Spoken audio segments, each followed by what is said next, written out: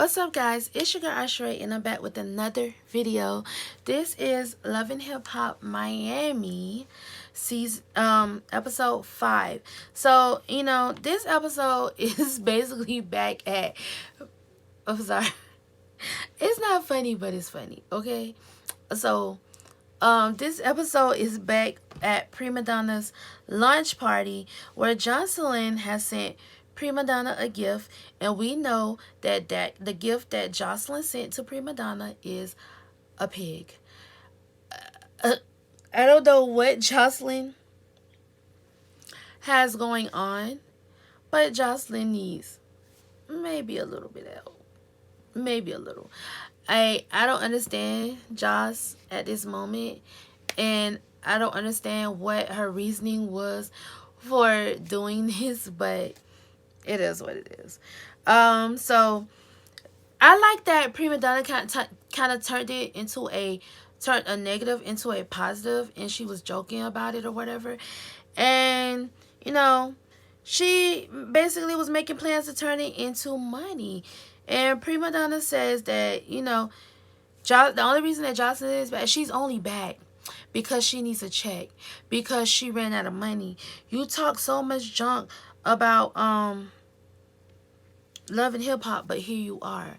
And she basically says that allegedly, she kept saying allegedly Joseline likes coke, allegedly, because I have to say allegedly just in case I don't want to get sued. Hoes like to sue. And I'm just like, oh my gosh. And I thought she was going to be immature about the situation, but you could tell that Joseline touched a nerve, because now she's going off on a tangent and on a rant.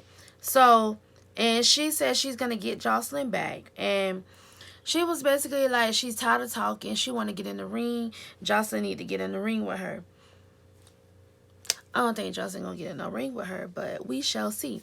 Joy's meeting Trina, and they started talking about the tour, and then Bobby shows up, and then Bobby is in Miami, baby boy. Come on, that was a dead giveaway right there.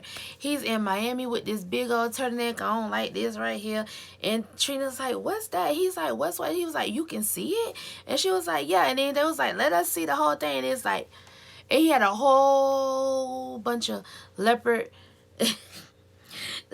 spots. He looked like a damn leopard. A whole bunch of hickeys on his neck. And they was like, well, did you let somebody strangle you? So Bobby, I don't know what kind of kinky stuff that you got going on, but hey, at least you getting some, right?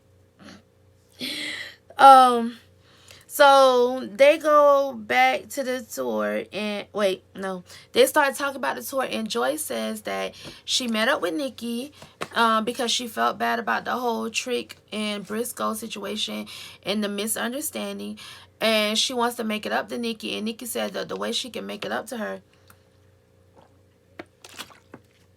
Nikki says that the way that she can make it up to her is to see if Trina will allow her to be back on the tour. And Trina says she can come. She didn't want no parts of it, but Bobby was like, no, let her come. She can't hold a candle to the rest of those bitches. And I guess he was calling them bitches in a good way. I don't know if there's a good way to call a woman a bitch, but whatever. He just was like, she can't hold a candle to the rest of them. She's not where they are. So therefore, even if she does go to the boot camp, does not mean that she's going to make it to the tour. So I'm like, okay. So Bobby, Bobby convinces Trina to let Nikki come to the boot camp. And Joy kept saying how she feels bad, and Trina told her she just gonna have to stop feeling bad, and she can't save everybody. And Trina just was not happy about the situation. Trick goes to the studio, and Prima Donna is in the studio, and Prima Donna, I like Prima Donna because she has her hands in everything, and she's a hustler. Like, she's the true definition of a hustler. Mother, cook, businesswoman, entrepreneur, businesswoman, same thing, whatever.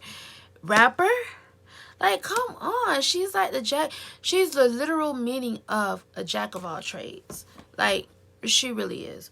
So she's talking to Trick, and he asks her, what happened at her party, what's going on between her and Joseline. She goes on to this whole big rant about how Joseline wants to be her, and Joseline, is a cokehead, and allegedly, and Joseline is this, and Joseline is that, and da da da da da da da. And I'm like, bro, if y'all don't like each other, y'all sure as hell talk about each other a lot. And she says that she's not pretending to be a boss, which is, I feel like she was insinuating that Joseline is pretending to be a boss.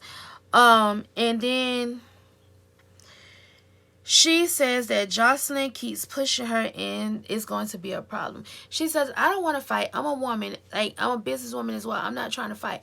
But if she keeps pushing me, then that's what's going to happen. We're going to end up fighting. I'm going to have to fight her. And I'm just like, no, we're women. We're not going to put our hands on each other. There's other ways we can handle this situation. Okay? We don't have to put our hands on each other. We're women. We could go about it different ways. Hood Brad is talking to her boyfriend and is really standing in the hood. Like, I like that with this Miami season, like with this Miami Love Hip Hop Miami, they're not faking it. They're not faking the funk. Like, if they're in the hood, they record it. Like, they are where they are, and I like that. They showing the grittiness, like, of the situation. And if you're from the South, and she's eating a hot sausage, and I was like, dang, now I want a hot sausage. Like, if you don't know what a hot sausage is, it's basically a pickled sausage, and they're bomb, okay? But your girl is going on a diet, so I'm not even gonna be able to eat them no more because they're full of, it's basically a whole bunch of pork. So whatever. So she's in the hood. I'm sorry. Just thinking about it because I had some today because I was like, you know what? Today is D-Day. And it's funny because I've never seen someone eat a hot sausage on television.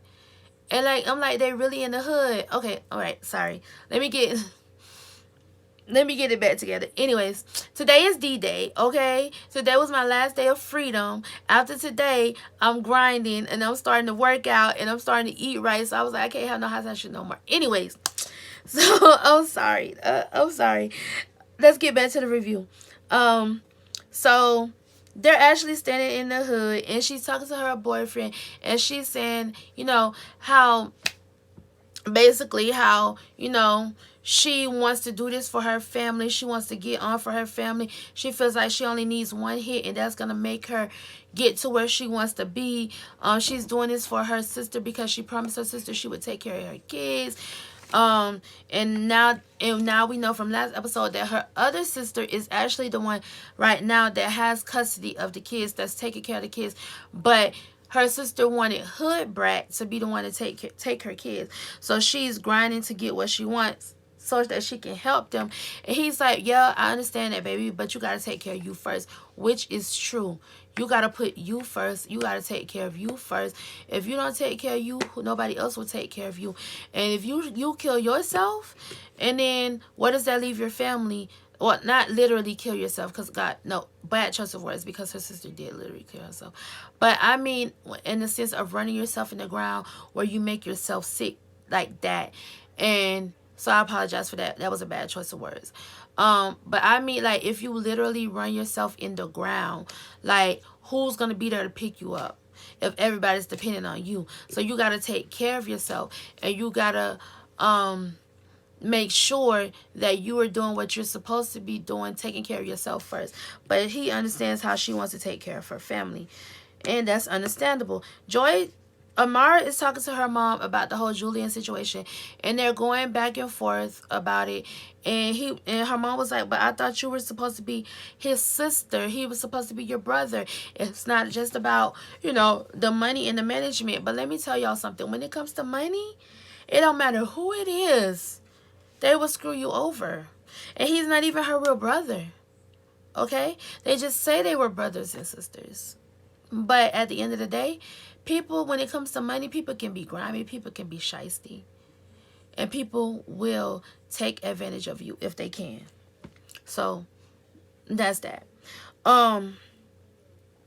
Joy, so Amara, her mom tells her that she needs to have a serious conversation with Julian. She tells her mom that she will have this conversation with Julian, but she basically just wants a new manager. She's over Julian. Joy is attempting to hook Trick up with someone, and she chooses a woman from her church named Carolyn. You can't make this stuff up, okay? Miami season, Miami, you can't Love Hip Hop Miami. You can't make it up. So Trick walks in and he is immediately on 10. He has his guard up. And Joy was like, I want you to meet somebody. And Trick was like, who you want me to meet? She ain't for me. And Joy was like, I'm going to leave y'all here. I'm going to go order y'all some drinks and some food or whatever. And Trick was like, you're not my type. And she was like, how do you know I'm your type? I'm not your type. You haven't even gotten to know me. And he was like, I like the slutty type. And she was like, I'm definitely not the slutty type. And they're having this exchange, and I just think that Trick was so rude. He was rude in that situation. He could have been nice about it. He could have played along. But, he was very blunt and he was very rude about the whole situation. And he basically, told her, you in the way. And he was like, I'm in the way of what? The lady was like, I'm in the way of what? He was like, you're in the way of me and Joy. He was like, so you basically telling me you still want my friend, but she don't want you type of situation? And I'm like, oh my God. So basically, Joy ends up taking the lady away, and she told Trick that she would be back. So like the stuff that Joy is doing is not working. Trick still in love with her. Trick still want her. Trick don't want nobody else. Bam. Wham. Thank you, ma'am. End of the conversation. Sukiana is having a video shoot, and she meets Chameleon. And Chameleon tells Sukiana that she's going to be on the tour. Hood Brat shows up, and she tells them that Nikki will be on the tour at the boot camp. And so, basically, Sukiana has an issue with Nikki because Nikki stole her phone and all this other stuff. Hood Brat has an issue with Nikki because Hood Brat told Sukiana about Nikki. Hood Brat told Sukiana some things that Nikki had said about Sukiana. So now Hood Brat, Nikki has an issue with Hood Brat because she went back and told Sukiana what Nikki said, and Hood Brat said her loyalty was with Sukiana because she knew Sukiana longer and they were basically sisters. Hood Brat, Sukiana, and Chameleon basically all grew up together, and they all consider each other sisters. So of course her loyalty was gonna lie on her. So none of them are feeling Nikki right now, and they are all coming for that ass for Nikki. Okay. Amara and MJ go to meet with Julian. He said Julian feels like there should have never been any attorneys involved. If Amara had something to say to him or felt any type of way, she could have came to him and said how she felt. But in this situation, Amara is quiet, and MJ is telling her she needs to speak up because he shouldn't be the one speaking up for her. She should be the one speaking up for herself, which is true. If it's a business situation and it's not nothing personal, she should be handling her own business, not her man. And Julian is not here for MJ anyway. He doesn't want to speak to MJ. He only feels like he needs to speak to Amara. But she's not saying nothing. MJ is still stuck on this LA thing. And he says that, he was coming after her. This is okay. So basically MJ feels like Julian pushed up on Amara in LA. Julian says that they both were drunk. He went to go get in the shower. He fell in the bed with Amara. He was not trying to push up on her. He did not notice that she was in the bed. But how do you not notice a whole body in the bed? Amara is tall. Amara has big hair. How did you not notice that she was in the bed? Anyways, so Amara got out of the bed and went to the other bed. And apparently, Julian was saying, if I really wanted her, if I really was trying to push up on her, I would have followed her to the other bed. But I didn't. all in all, you know, I feel like Julian is just a smooth talker and he's moving kind of shady. Amara, she finally speaks up and she tells him that she doesn't want him to be her manager anymore. And she doesn't want to lose him as a friend, but she doesn't think that she needs him as a manager anymore. Me, I'm just like, I want to know what's going to happen with those masters, though. Like, is he going to give her masters? Or what's going to happen with that whole situation? Because that's a lot of work that she's put in that he feels like he can just take away from her. He feels like he owns it, and I don't think that's right.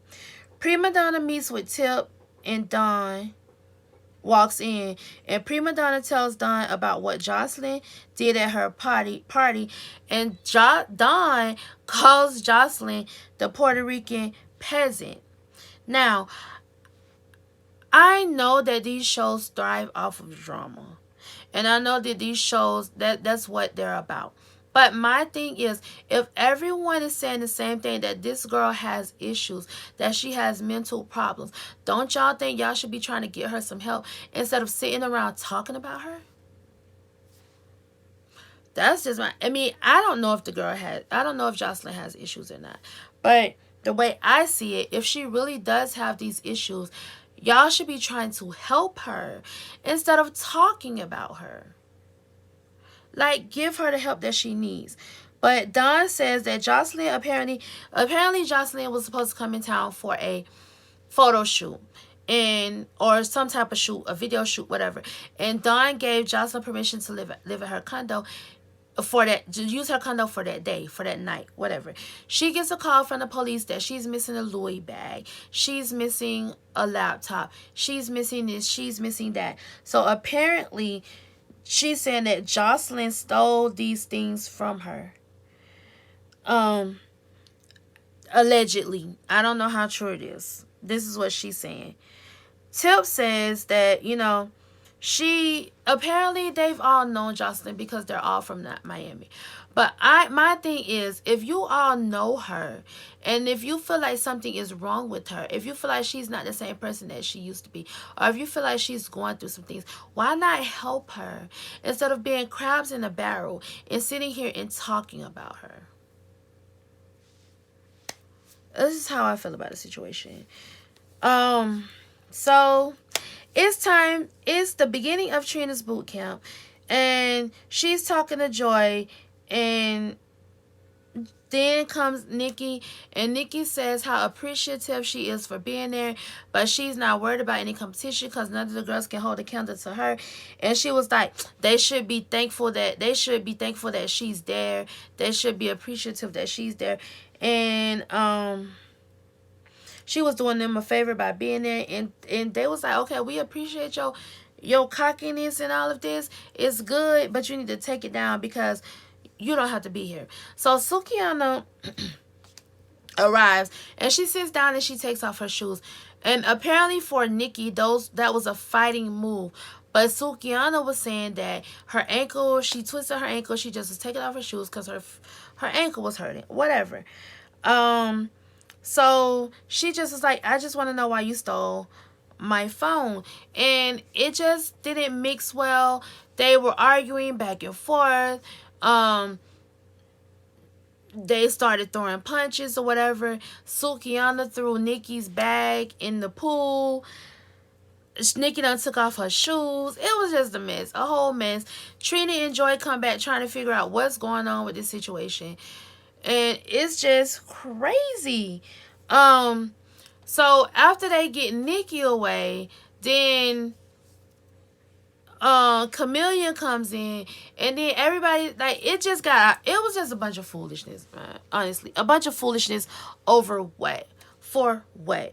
A bunch of foolishness. And she's saying, I can understand where Sukiana is coming from. She's saying she uses her phone for money, and that she missed out on $15,000 because Nikki stole her phone. She couldn't answer the calls that she was getting. Understandable. But it's a time and a place. We are all here. You are all here as black women. Okay? Trying to secure a bag. You're messing up your bag by acting like a bunch of wild animals, like you don't have no home training. Because now Trina don't want to do shit with none of y'all. She don't want to work with y'all. She's basically like, I'm done. I'm not doing this. This is ridiculous. And I agree with her. So now y'all done messed up y'all bag because y'all being petty. That's just stupid. And y'all letting these producers put y'all in certain situations where y'all shouldn't be putting yourselves in as women, as black women, as mothers.